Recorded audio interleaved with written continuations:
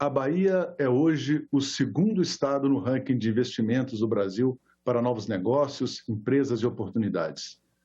A diversificação de sua economia e as obras de infraestrutura alimentam esse crescimento, que se reduziu, mas não parou durante a pandemia. E a bela região da Chapada Diamantina tem enorme potencial para projetos de desenvolvimento sustentável. Sobre este e outros temas, vamos conversar com o senador Otto Alencar, do PSD. Porque o desenvolvimento da Bahia é assunto de Estado.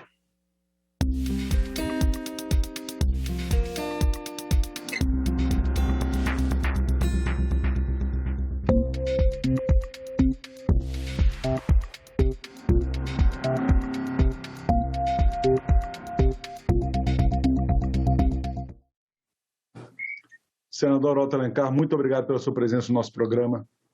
Eu que agradeço, muito obrigado. Voltar a falar com você, com toda a equipe da TV Senado, é uma alegria muito grande. O prazer é sempre nosso, senador. Vamos começar falando da sua região, da sua terra, que é a Chapada Diamantina, um lugar de beleza realmente indescritível, mas que o senhor já descreveu da seguinte maneira: aqui o sol beija a terra todo dia e a lua namora com ela toda noite. Bom, é evidente que é uma questão é uma paixão desde menino. O senhor nasceu lá em Rui Barbosa, né, senador? Então, o senhor reconhece, evidentemente, existe esse grande potencial turístico na Chapada Diamantina, desculpe, mas é claro que a região também tem outras potencialidades econômicas, né, senador? Olha, a Chapada, eu nasci no Piemonte da Chapada, no pé do monte, como a gente chama, né? Mas conheço a Chapada toda desde criança, porque meu pai era boiadeiro, né? E a gente andava muito a cavalo por ela toda, na Estrada Real, quando ainda não existia a BR-242, que ligou a Chapada ao oeste da Bahia. E, a partir disso, eu me encantei com essa região, conheço muito todo o seu potencial, todos os seus municípios. Interessante é que a Chapada teve uma colonização diferente dos outros municípios da Bahia, quase todos. O oeste é a Chapada, porque a Chapada veio colonizada do oeste para cá, porque o caminho era o Rio São Francisco, não tinha estrada, então os garimpeiros, aqueles mineradores que vinham atrás do diamante, Lençóis, Mucugê e Bicuara, eles vinham pelo Rio São Francisco e subiam e vinham colonizando a Chapada. Tanto que quando Horácio de Matos, que foi aquele que marcou a Chapada no início do século XX, quando ele chegou em Lençóis, vindo lá do oeste, ele disse: cheguei na Chapada Nova, e estava já próximo aqui, muito mais próximo de Salvador do que quando ele nasceu em Brotas e Macaúba. A Chapada tem um potencial muito grande, sobretudo, hoje é quase a caixa d'água da Bahia, porque nasce o principal rio da Bahia em termos de abastecimento humano, que é o Rio Paraguaçu, que nasce em Barra da Estiva. Ele é responsável hoje por 48% de toda a água que é servida aos baianos, né? Você imagina a capital, Feira de Santana, as cidades, todas elas. E tem muitos rios tributários, né? Muitas cachoeiras, e tem o Parque Nacional da Chapada. E em 2002, quando eu fui governador, aqui no ano de 2002, governador interino, nós fizemos um programa chamado Programa Sempre Viva, para preservar a fauna e a flora. Fizemos a preservação de quase 60 mil hectares, e isso deu desenvolvimento turístico muito grande. Você não encontra hoje uma pousada, um hotel em Lençóis, em Mucugê, em Ibicoara, em Andaraí. Até porque toda essa estrutura barroca daquele período foi preservada não pelo governo quase, muito mais pela população que mora em suas casas e preservou até a cor das janelas, das portas e também da pintura das casas. Eu conheço isso e acho fantástico essa população toda ter esse cuidado em preservar a sua cultura. Mas hoje nós temos na Chapada várias áreas de irrigação, de produção de alimentos, inclusive que fornece muito aqui para a Bahia, de banana, manga, cebola, trigo, café de ótima qualidade, em Piatã, em Boninal, na Chapada Alta, que exporta, inclusive, para o exterior. Então, o turismo e a produção de alimentos por irrigação, também pelas chuvas normais e regulares, faz a Chapada ser um local muito procurado e também que hoje tem muito desenvolvimento do setor do agronegócio. o turismo é forte também. Senador, o senhor tem sido um articulador aqui no Senado em defesa de mais recursos para a Bahia, e em especial para os municípios baianos. Isso foi bastante importante, inclusive, desde o começo, essa sua atuação, desde o começo da pandemia no ano passado, inclusive com a aprovação de várias medidas pelo Congresso voltadas para esse sentido, como, por exemplo, a PEC, que ficou conhecida como o Orçamento da Vida, o auxílio emergencial, né, e a desoneração da folha de pagamentos, todos esses projetos que o senhor atuou bastante para aprovar e foi favorável. Que balanço o senhor faz da atuação e da reação da Bahia ao enfrentamento desse coronavírus, senador, do ponto de vista de tentar controlar os prejuízos econômicos? Olha, realmente nós aprovamos no Senado projetos que, inclusive, foram iniciados no Senado. O próprio Orçamento da Vida, esses recursos todos que foram repassados para estados e municípios, começou no Senado. O relator, inclusive, foi o Davi, na época, era o presidente, eu era o líder do PSD no Senado. A Bahia recebeu 4 parcelas em 4 meses do valor de 458 milhões de reais, quase 2 bilhões que a Bahia recebeu, além daquilo que receberam os municípios do estado. A Bahia tem 417 municípios.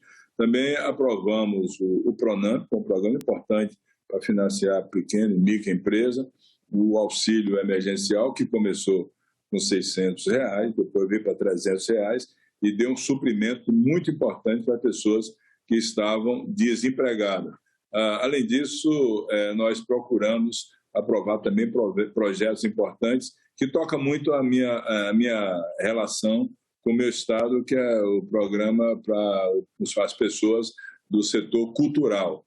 Isso foi muito importante e a Bahia vibra com a cultura. A cultura baiana é uma cultura que eu tenho assim, um encantamento por ela. Não só essa cultura aqui da Bahia, do Salvador, do recôncavo baiano, nas proximidades aqui de toda essa música popular brasileira que nasceu aqui com tantos cantores, né? O Dorival Caymmi, com Gil Caetano, mas também a preservação da cultura afro que veio para a Bahia e deu uma contribuição muito grande na culinária, na capoeira. Eu joguei capoeira há muitos anos, agora não dá mais, com 70, mais de 70 não dá mais, mas eu tive a oportunidade de me formar em medicina na Faculdade Federal, que era no Terreiro de Jesus, no Centro Cultural e no Centro Histórico da Bahia. E da academia, da Escola de Medicina até a Academia de Capoeira era 300 metros. Então, eu convivi nesse fervilhar de cultura, né, de capoeira, de toda essa ascensão que a Bahia teve, mostrando para o mundo o seu ritmo. E tudo nasceu desse ritmo que nós temos aqui. O Axé Music e todas essas músicas bonitas que vieram, então foi em cima dessa coisa. Então a Bahia tem essa cultura de recôncavo, mas quando você vai para o norte, para o nordeste da Bahia, já é outro tipo de cultura, a tradicional vaquejada. A vaquejada é uma coisa, um esporte do povo da Bahia, mas muito mais para o nordeste. Eu fiz a PEC dos esportes equestres, incluir nisso a vaquejada. Você sabe quanto é que emprega no Brasil hoje os esportes equestres que nós defendemos, não deixamos acabar? 1.200.000 empregos diretos. Então, você vai para o norte, tem também a música do nordestina, que é mais no outro ritmo, né? Tem alguns ícones daqui no nosso limite de Bahia com Pernambuco, né? O Alceu Valença, e é uma coisa mais do desafio, da embolada, da chula, que a gente chama, né?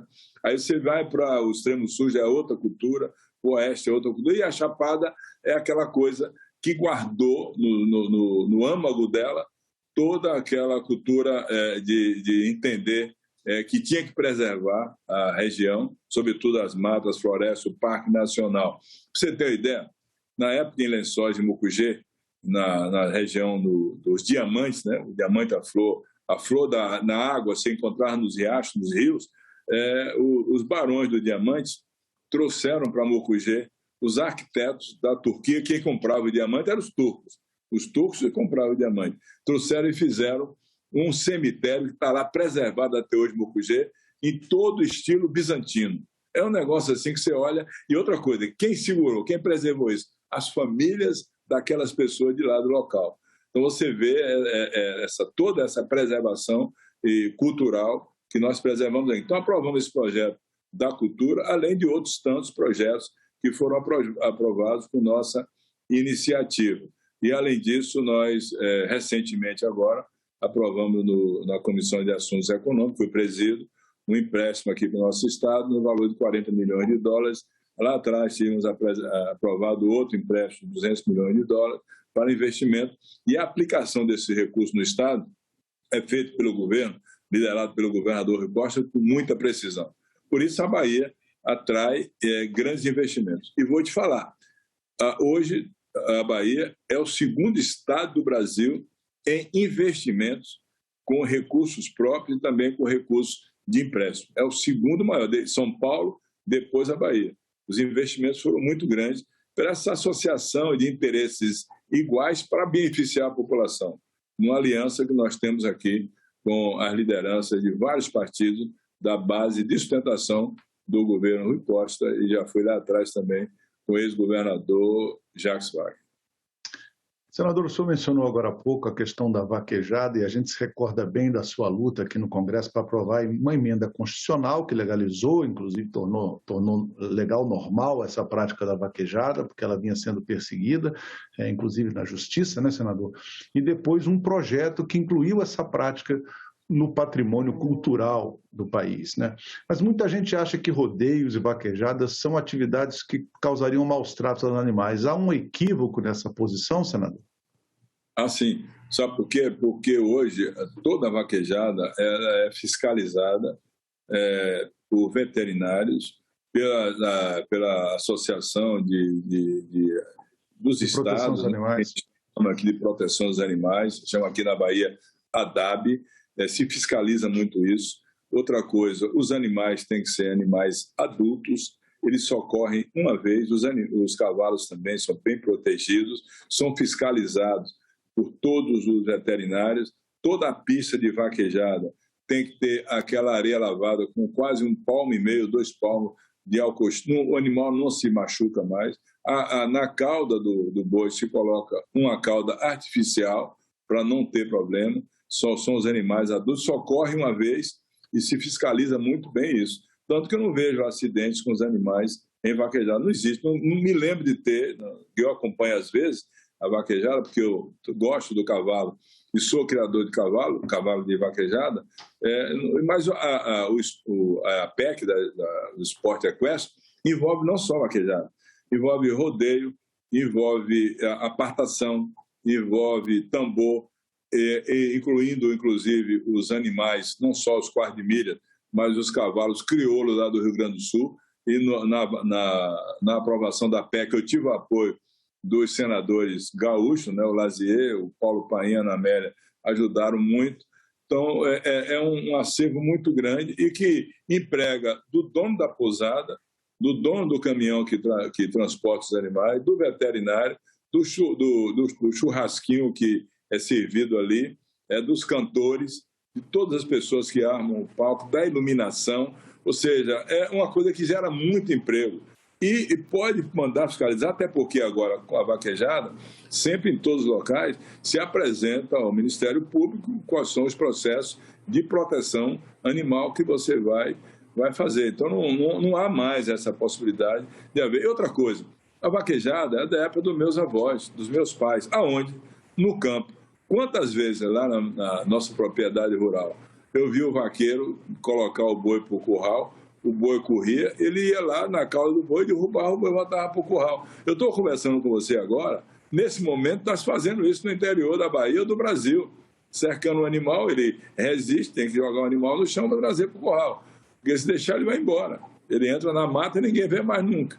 Então, quem tem o dia a dia, como eu tive a vida inteira e tenho até hoje, que sabe da necessidade de traquejar o cavalo na lida com os animais. Hoje está muito mais assim tranquilo, porque desde que nasce o animal já vai sendo domado. Antes era mais difícil, mas hoje está sendo domado e tem uma condição bem melhor. Então, os esportes equestres não envolve só a vaquejada, envolve todos os esportes que envolvem o vaqueiro, o cavalo, o boi e também envolve o tratador, envolve aquele que cuida do animal, envolve o jockey que corre nos grandes centros aí de corrida de animais puro sangue inglês ou de quarto de milha.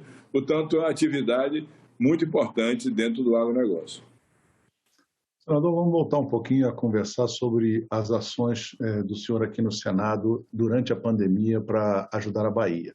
Agora, na questão da saúde, foi uma outra grande frente de trabalho seu aqui. Verbas para a saúde pública foram cruciais para enfrentar essa dificuldade do coronavírus e das milhares de vítimas e, infelizmente, mais de 600 mil óbitos, né, senador? Ampliações de hospitais, outras medidas de enfrentamento eram necessárias. O senhor acha que os recursos que foram investidos pelo Brasil na saúde pública para enfrentar a pandemia, e especificamente na Bahia, eles foram suficientes, senador, e mais ainda, eles foram bem utilizados no caso do seu estado? No estado foram bem utilizados. Aqui, tanto os prefeitos e os governadores fizeram uma coordenação, eles tiveram um bom entendimento entre os estados e os municípios, foram colocados vários hospitais de campanha na capital e no interior, em cidades estratégicas. Não teve doente sem ter o atendimento, aqui não faltou oxigênio, não faltou absolutamente medicação para diminuir os efeitos letais da doença, já que nós não temos uma medicação de escolha para curar a doença. A doença é uma doença que até agora não tem a medicação, como nós chamamos em medicina, medicação de escolha. Qual é a medicação de escolha? Por exemplo, o H1N1. Qual é a medicação que você compra para tomar? Tamiflu. Não tem o Tamiflu do coronavírus. Mas, tanto aqui a nível de governo como de município, a coordenação foi boa. Você não viu aqui que nenhuma mídia que a Bahia deixou de ter leito hospitalar. Nós chegamos a ter, sim, quase 94% de leitos tomados. Agora não, agora está em torno de 30%, porque diminuiu todos os casos. Com a vacinação. A vacina foi realmente o que resolveu o problema. Inclusive, eu estou conversando com você agora e agradeço a Coronavac, que eu tomei 2 doses, me contaminei e tive uma manifestação leve. Eu não cheguei a ter problema maior, não tive que internar, usar o oxigênio, tomei só a dexametasona, a cortisona, o anticoagulante e um antibiótico para não ter infecção oportunista secundária, um antibiótico de amplo espectro. Mas isso fiquei bom, graças a Deus, e graças à Coronavac, a vacina do Butantan, que salvou muitas pessoas, e eu tenho assim, uma gratidão muito grande a esses pesquisadores que assim fizeram. Portanto, os recursos foram bem aplicados, tanto pelo governador como pelos prefeitos. Houve uma fiscalização muito grande e a Bahia teve uma das menores taxas de letalidade do Brasil.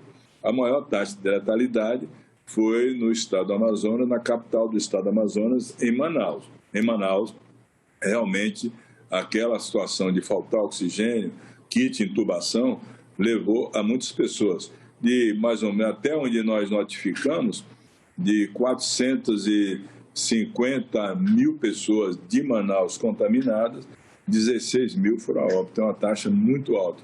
Você sumiu uma cidade pequena do interior do estado do Amazonas, isso foi lamentável, né? Uma taxa de letalidade muito alta, usando medicamentos ineficazes, com a hidroxicloroquina, ao contrário de ter leito hospitalar para internar o paciente, dar o suprimento de oxigênio, não deixar o sangue coagular, que isso é fundamental, porque o vírus faz a coagulação do sangue dentro do pulmão, o chamado, tecnicamente, microtromboembolia. Isso o anticoagulante não permite, é heparina, clexane, qualquer um desses, e aqui na Bahia essa assistência foi dada com muita precisão.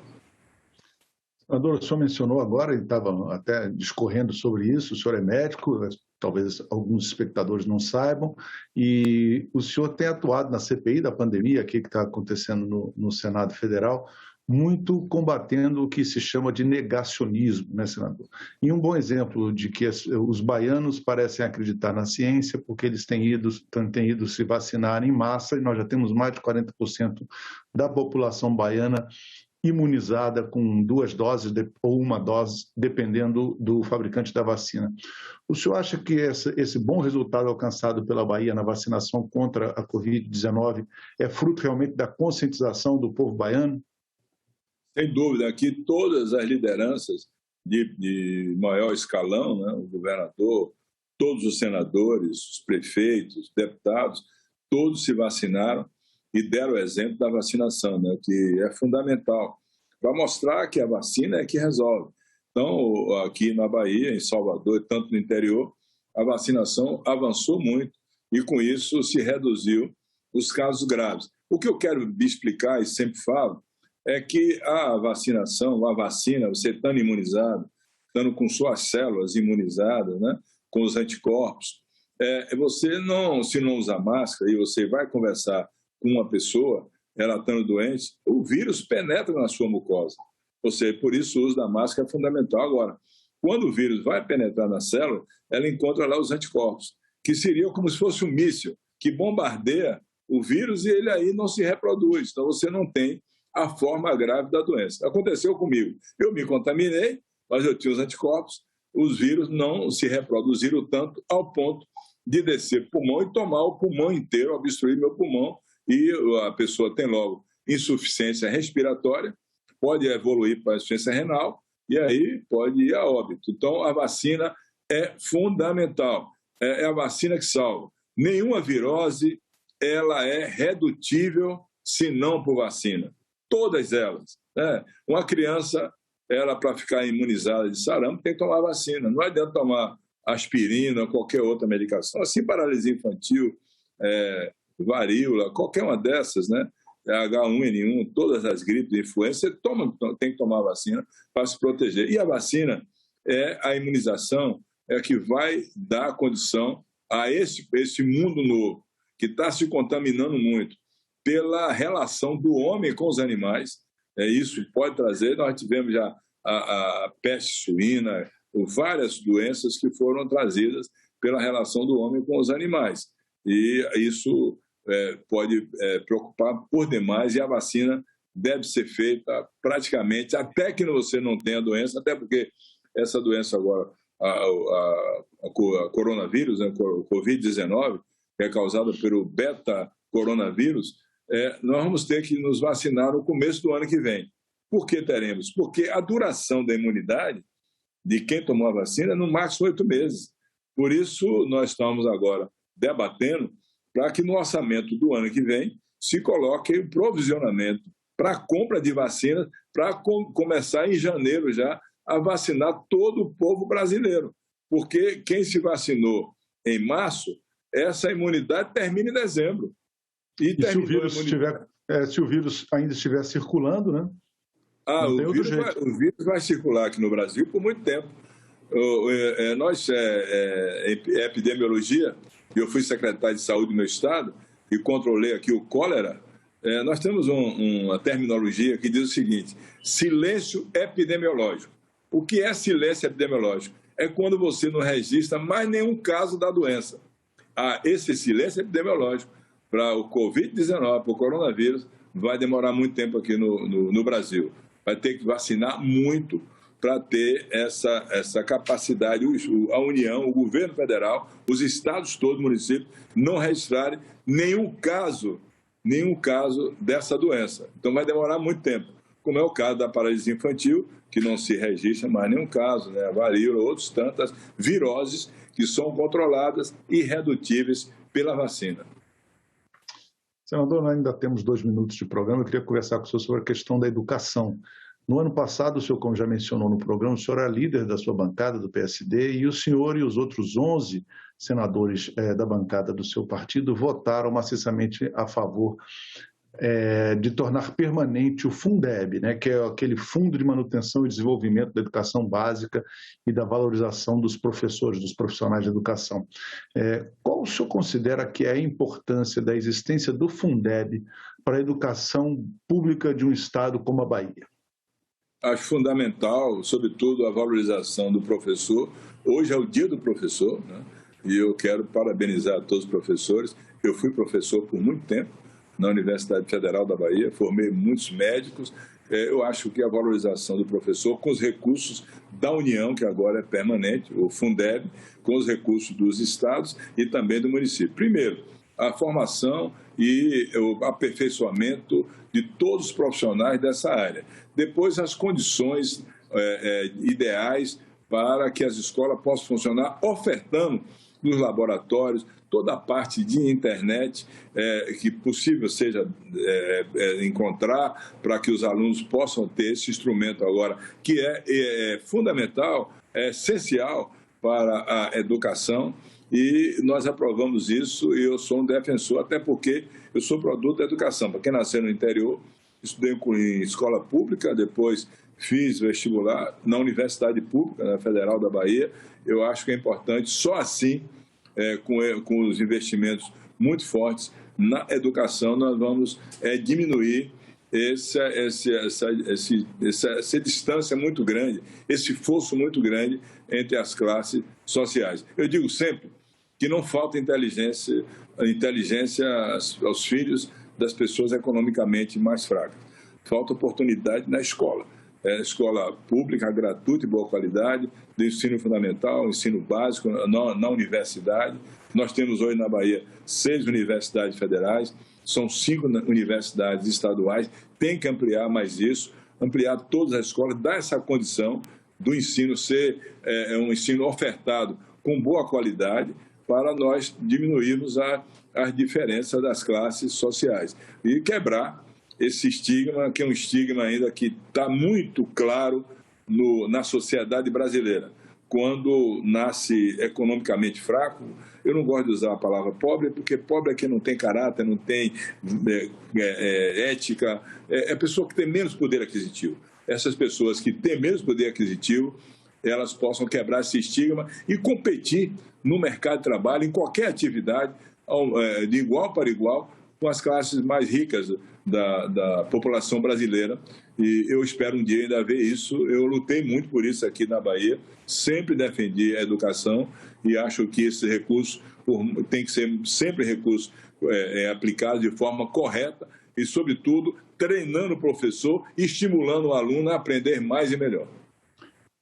Senador Otto Alencar, muito obrigado pela sua presença no nosso programa. Eu também agradeço a você que nos acompanhou até agora, lembrando que esse programa já está disponível para você baixar ou compartilhar em nosso site, senado.leg.br/TV, no nosso canal no YouTube ou em podcast nas principais plataformas de áudio. Obrigado pela sua companhia e até o próximo Assunto de Estado.